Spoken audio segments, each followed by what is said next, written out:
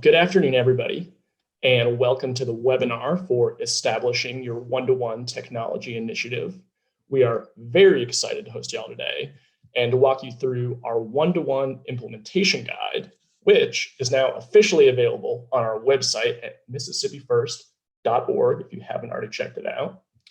Wherever your district is at in terms of using educational technology, our guide is intended to help you make the most of existing resources in a way that sets your district up for long-term success. My name is Torrin Ballard, and I'm the Director of K-12 Policy at Mississippi First. Also joining me are my colleagues Mackenzie Hines, Brooke Williams, and Ariel Adams, who will be helping manage all the behind-the-scenes logistics with today's webinar. Couldn't do it without them. Mississippi First is a 501c3 education policy nonprofit whose mission is to champion transformative policy solutions, ensuring educational excellence for every Mississippi child. Much of our portfolio of work revolves around pre-K, charter schools, and the educator pipeline. This guide represents the first of many projects around reimagining public education in Mississippi as we begin to transition into a post-pandemic world. In a moment, I will begin by explaining what exactly a one-to-one initiative is for people who aren't familiar. I will then walk you through our implementation guide and explain how to use this resource. This shouldn't take too long, which will leave us with plenty of time at the end for questions, either generally about the guide or about specific aspects of it. Until we get to the questions at the end, we just ask that you keep yourselves on mute, though we will, feel free to use the chat function throughout if you want to keep track of any questions that you have or anything like that. And I should mention that we will be recording today's webinar and that we will make it available on our website, after we wrap up today, if you want to check it out at any other point, or if there's somebody who wasn't able to make the call today that wants to see it. So with that, all out of the way, I'm just going to go ahead and jump in here. So I want to begin by defining a one-to-one technology initiative. While every student in Mississippi should now have access to a laptop or tablet, a one-to-one initiative does not refer solely to the process of putting devices in the hands of every student. Rather, a one-to-one technology initiative refers to developing the culture, expertise, and infrastructure necessary to foster a digital learning environment that meets the needs of the 21st century student. Going beyond the obvious value add of putting one-to-one devices in the hands of students, developing this culture, expertise, and infrastructure will allow schools to improve the delivery of existing curriculum, as well as even expand this curriculum. It will set districts up to sustain technological resources long-term, and very importantly, protect them from legal liability related to these resources. Overall, it will allow districts to maximize the value of one-to-one devices in a way that sets students up for success. Next, I will walk you through the 8 general steps of implementing a one-to-one initiative and explain what our implementation guide offers in terms of guidance. Now, for each step, we have organized the information with guiding questions, which you can kind of see in the table of contents there. And we will also list those questions in each slide throughout the presentation so you can get a direct preview of the topics that we cover in the implementation guide. Today I'm just going to be giving kind of an overview. I'm not really going to be delving into the specific content of each step. Now, though we have written this guide as a chronological checklist, we do recognize that virtually every district will have already completed at least some of these steps, though not necessarily in order. This webinar is intended more as a general introduction to our implementation guide, so we're not going to dwell on each individual step for very long. All right, so step 1. Step one is to develop and communicate goals for implementing a one-to-one technology initiative. Here we explain the importance of setting goals, as well as what makes a goal useful and effective. We also offer examples of goals that have been set by Mississippi school districts with established one-to-one initiatives. With districts receiving an influx of devices this past year, it's very tempting for the first thought to be, well, what can we achieve with devices in the hands of every student? This is an important question to ask, but schools can best serve their students by first taking a step back and assessing how the overall instructional program can be improved. This is going to allow leadership to be deliberate in really articulating a vision and setting goals for incorporating educational technology in a manner that puts student outcomes front and center. Step two is to assess the needs of a district regarding its technological capacity, an important step that should be taken before schools consider whether to purchase additional resources. In the implementation guide, we describe the technological components of a one-to-one initiative, not just individual devices, but also security measures, wireless internet, and learning management systems. Implementing a comprehensive one-to-one initiative will often necessitate additional staff responsibilities.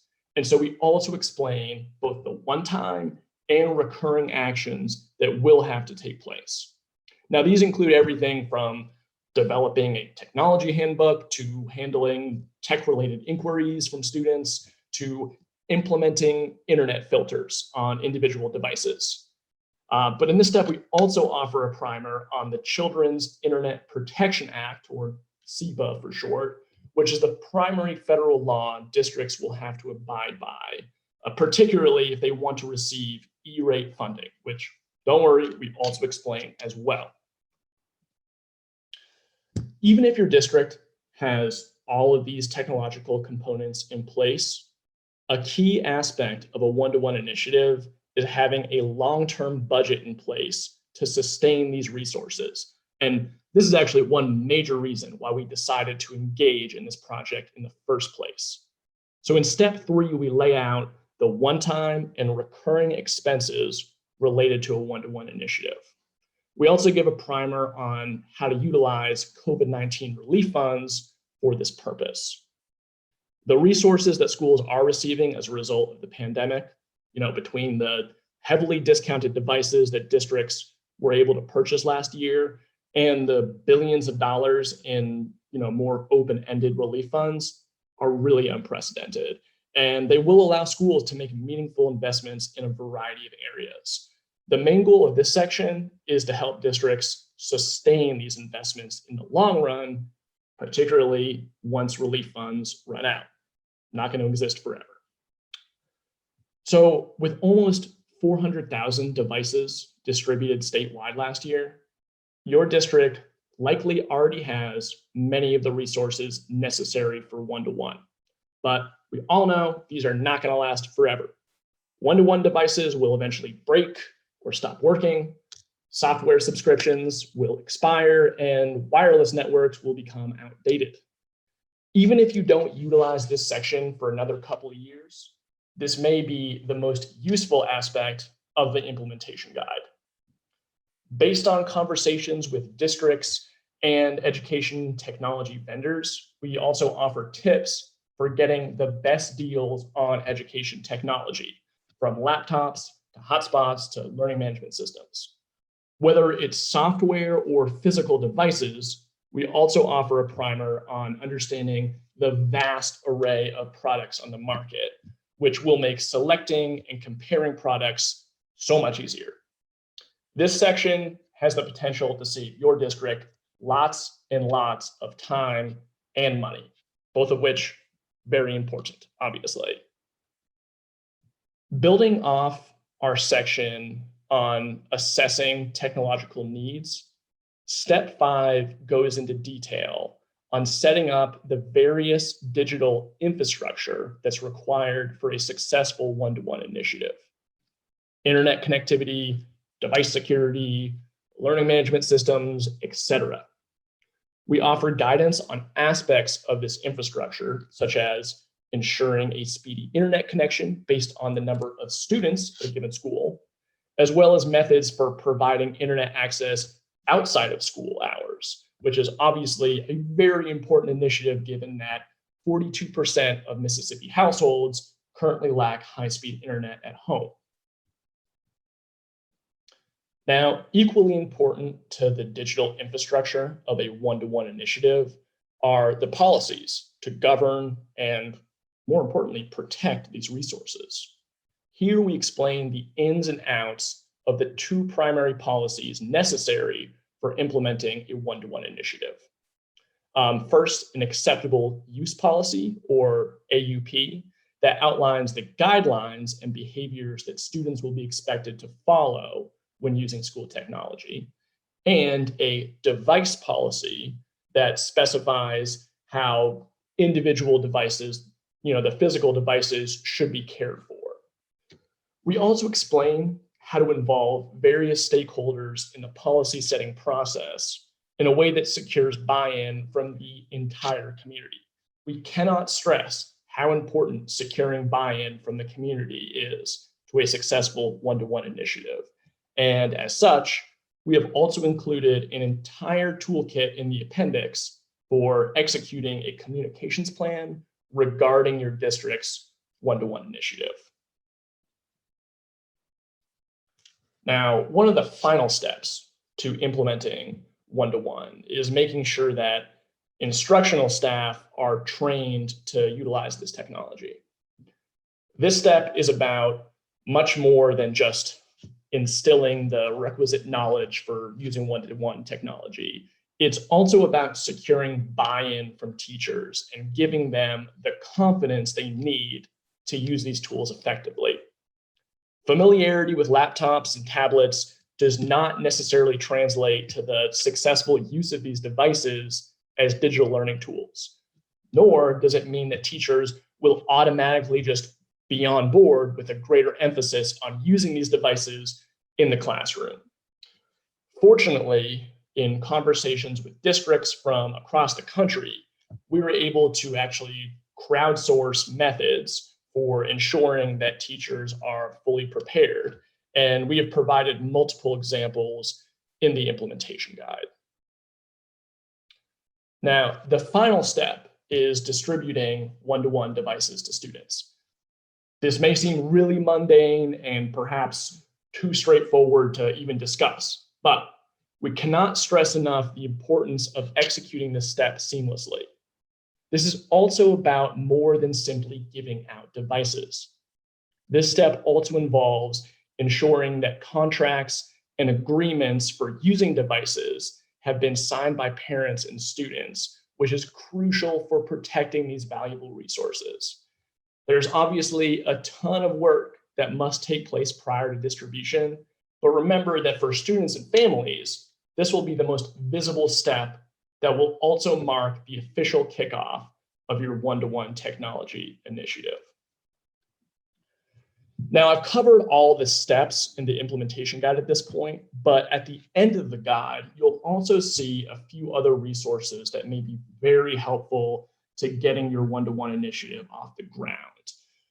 The first thing is that we actually got some direct acceptable use policies, device policies, and even like those student and parent contracts. We got examples from Mississippi districts from across the state. So you can actually see direct examples of what other districts use there. We also have included, as I mentioned earlier, an entire communications toolkit that will really help your district be prepared to communicate the goals and everything about your one-to-one initiative with the public, which, as I mentioned earlier, is so very important. And then finally, at the very end, we also have a list of Mississippi school districts that have established one-to-one initiatives prior to COVID. Obviously a lot of districts are doing this now, but we have this list of districts that have been doing this for at least a few years because there's obviously a lot of expertise that comes along with doing that. And these can be great resources of places to reach out to if you have questions or need any sort of inspiration for getting your one-to-one initiative off the ground. So that about does it for kind of covering the ins and outs of the implementation guide. At this point, we're just going to kind of open it up for some questions here because we have a little extra time. So if anybody has a question, we are more than happy to answer that at this point.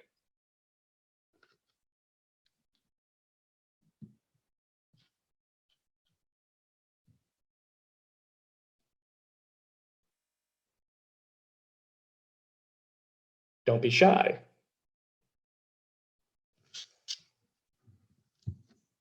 Well, I'll give people another moment if they have any sort of questions or comments that they want to ask at this point. But if not, we will let y'all go in a sec. One more quick reminder that you can get this resource on our website at MississippiFirst.org.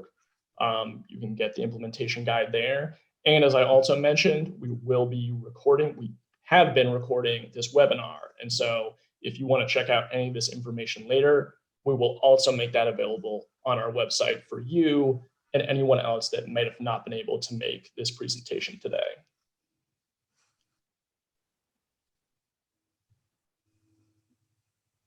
All right, well, if there's no questions, we will let y'all sign off, and I'm going to wish everybody a great rest of your day.